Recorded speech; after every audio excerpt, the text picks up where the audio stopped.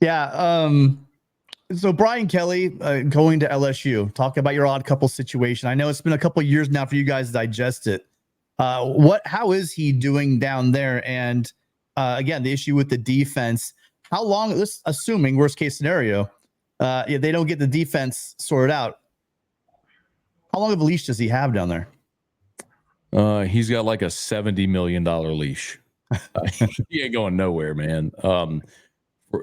For better or worse, LSU and Brian Kelly are financially woven together for the duration of his contract. They gave him a 10-year deal, where he is owed 90% of the remaining amount of his contract if they fire him. So I think after this year, if they were to fire him, it would be somewhere in the neighborhood of $68 million, and that's just never going to happen here ever. So they are pot committed, and Kelly is here for the duration. So that sort of answers that question. As far as how he's assimilated, guys, I know that Louisiana, and in particular the southern part of this state, is so culturally different from everywhere else, even in the South, right? I mean, there's the Cajun and Creole culture here. We spell things funny and we eat things that look funny, and I get it. But more than anything, people here want two things. They want you to embrace the culture, and they want you to win. And I've pointed this out for as long as people have asked me this question. As you can imagine, I get that a lot. The winningest coach in the history of LSU athletics is Skip Bertman, the baseball coach who won 5 national titles here.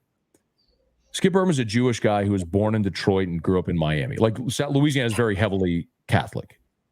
Dale Brown was the winningest basketball coach, and when he retired, he was second only to Adolph Rupp in the history of the SEC. Dale Brown was from Minot, North Dakota. The winningest football coach, most successful football coach here was Nick Saban, who was a Midwesterner, was from West Virginia, and spent most of his career in the Midwest. It don't matter if you know how to spell Chifuncta or andouille or you like gumbo. You just got to embrace the culture here, and you have to win. And if you do that, the people here will love you forever. They will embrace you. Like, if it's a weird thing here where we know we're different, but we love that we're different. Not for the sake of being different, because it's the culture that we all grew up in.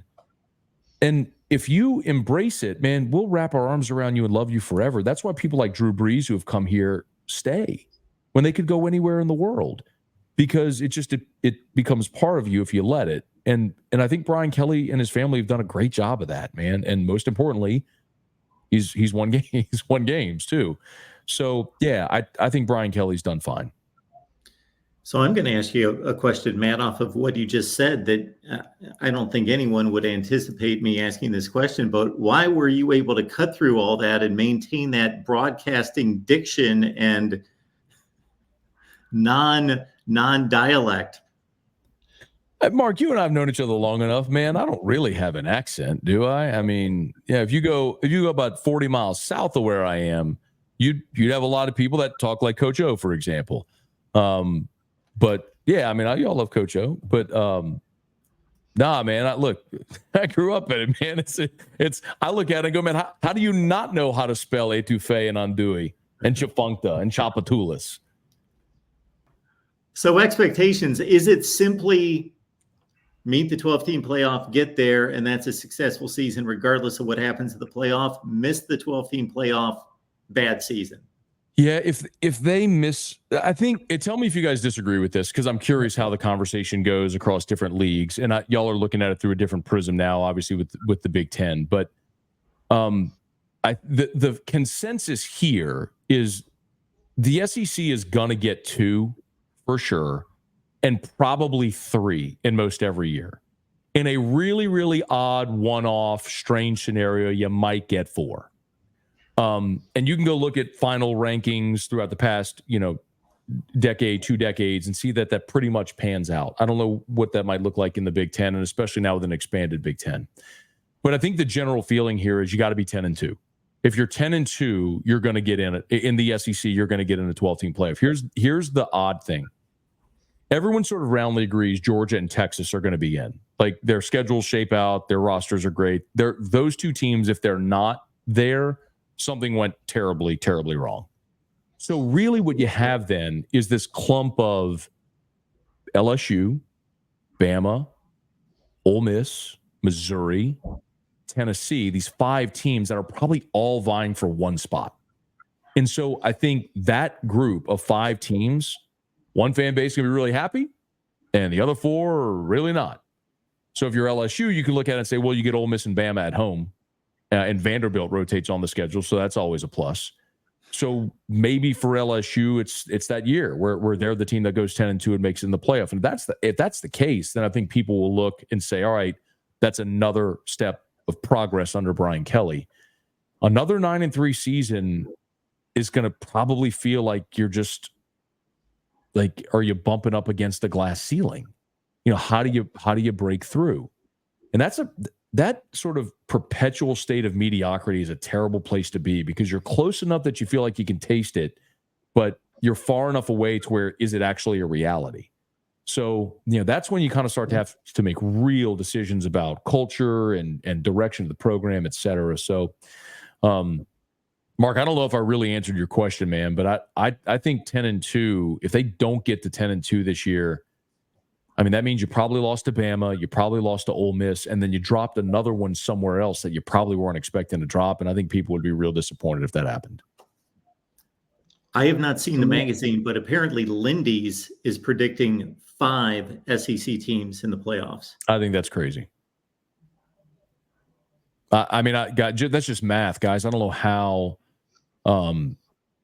you know, and look, I'll be at SEC Media Days in a few weeks, and I'll see Lindy there, and I'll see Lynn Scarborough, who are good friends of mine. I can't imagine how does the math work that 5 SEC teams, 5 teams from any league would get into a playoff? The only way I can think of it is because I've seen it in the Pac-12, is if the Big Ten beat the crap out of itself. Meaning, and there's got to be some and there's got to be, actually on top of that, you have to have some out of conference losses. But I don't know if you can get the only problem is if the Big Ten only got one team in, because again, the top teams all beat up on each other. If it can, but guys, that's the kind of thing where I'm saying, I think if a league cannibalizes itself, that might open the door in a weird one-off to get 4. And guys, just think of it like Bama and Tennessee play each other. Bama and Ole Miss play each other. LSU and Ole Miss play each other. LSU and Bama play each other. You know, a lot of those teams we're talking about that are in that group of 5, like, they're all going to play each other. So I think what's going to happen is you'll have your top 2, which I think we're all expecting to be Georgia, Texas. And then the process of elimination is going to come based on the head-to-head matchups in that group that we talked about. I mean, I'm confident saying the SEC will get 3. Man, beyond that, it just really feels like it's going to take a weird scenario to unfold to get 4. 5 feels like, I would have to see the math, how that all plays out. I don't know how you'd get to 5 from one league.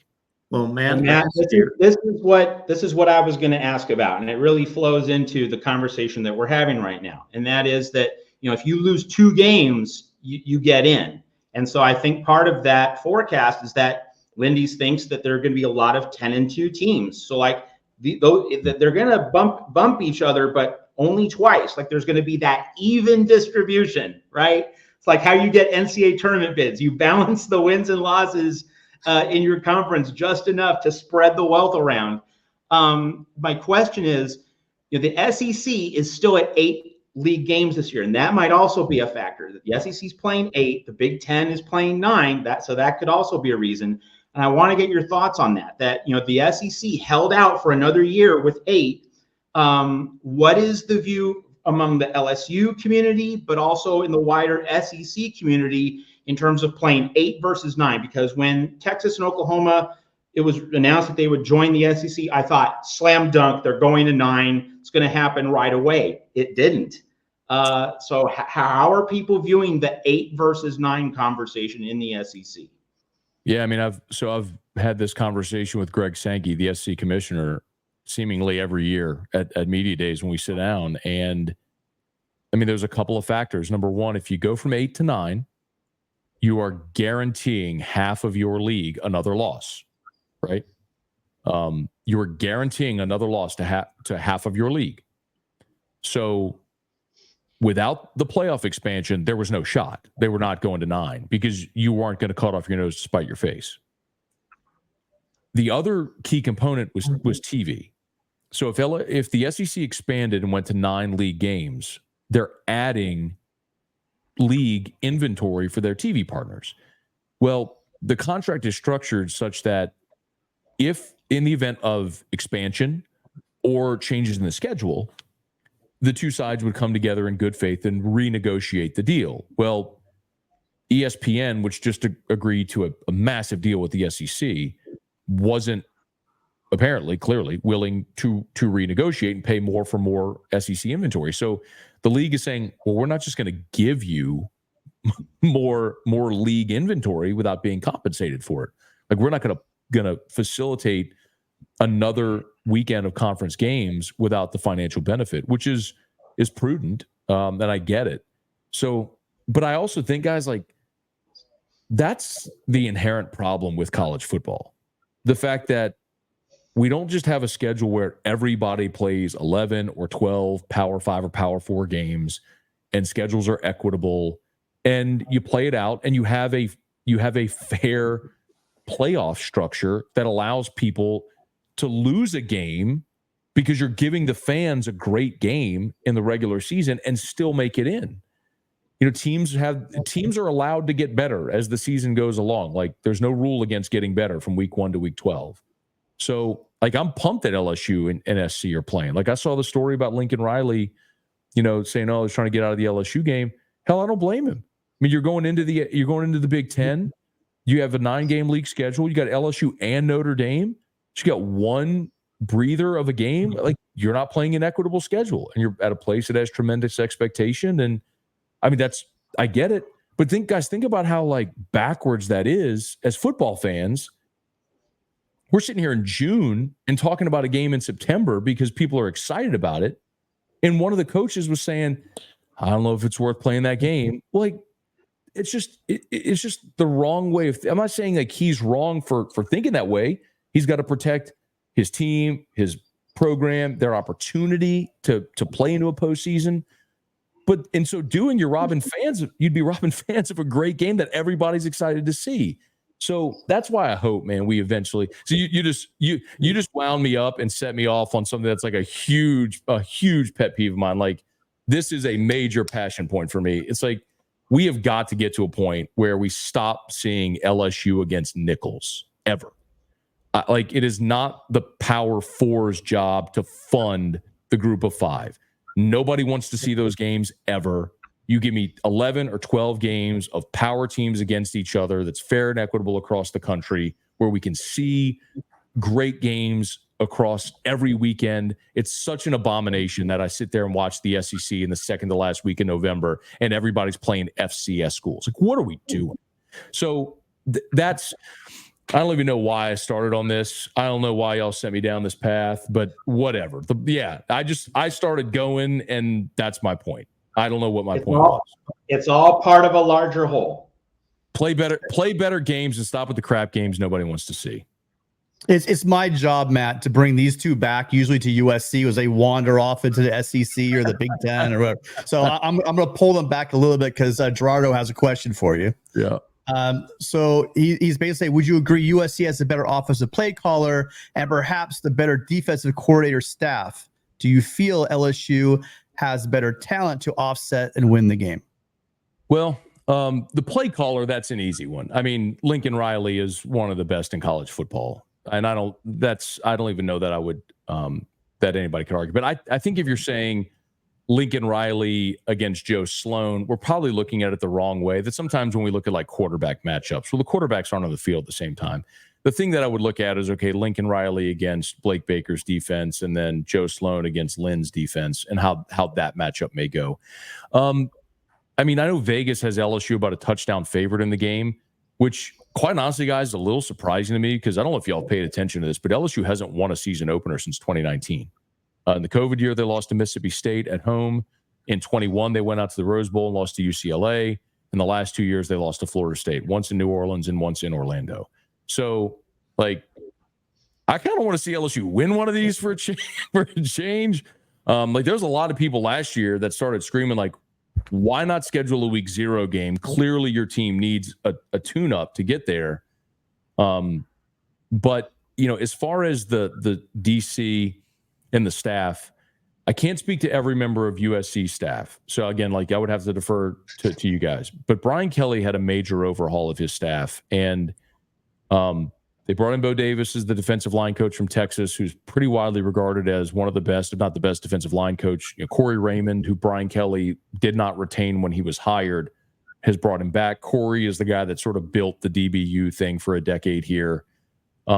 They are, Blake Baker's coaching linebackers. They're undeniably a better staff defensively. I don't know how it matches up, staff member to staff member against USC, but it is a dramatically different reality this year on LSU's defensive staff than a year ago. Guys, I mean, the cornerbacks coach was a guy named Robert Steeples, whose first job in major college football was LSU's DB coach. That was just Brian Kelly made a couple of bad hires, when he got here, and he's rectifying that. Yeah, I can't confirm or deny that the reason why I'm known as the resident not big fan of Brian Kelly is the fact those years at Notre Dame. But one thing is true. Once he kind of figured out that staff after they hit bottom at Notre Dame and he did that big switch up, it worked out really well for Notre Dame. So that might be the case for LSU as well. The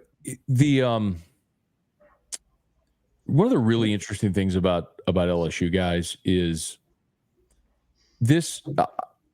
I have this theory that LSU is one of 3 programs in America that have this very rare advantage, and that you're the only Power 5 or now Power 4 in a talent-rich state. And per capita, as odd as this sounds, Louisiana puts more players in Division I college football than anywhere per capita. In the NFL, correct? In the NFL as well. So it's right there with Florida, with Texas, with California, with Georgia, with Ohio. So it's a super talent-rich state, but LSU is the only game in town.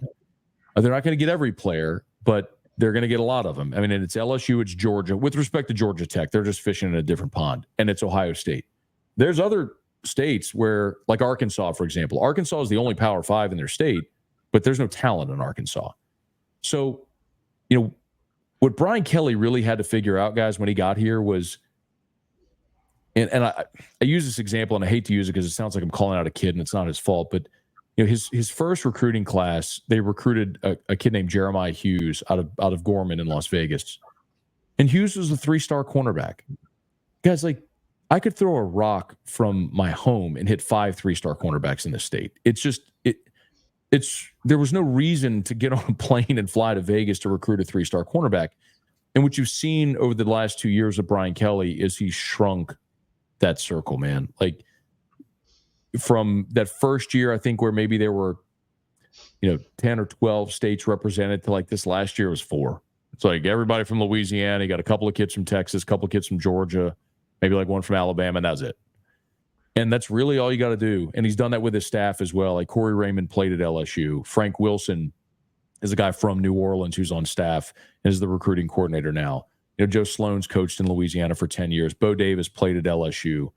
So you got a lot of guys that know the culture as well. So like it took him a couple of years to really figure it out, but it feels like he's got it figured out. And guys, I mean, LSU's got the number 2 recruiting class in the country for 25.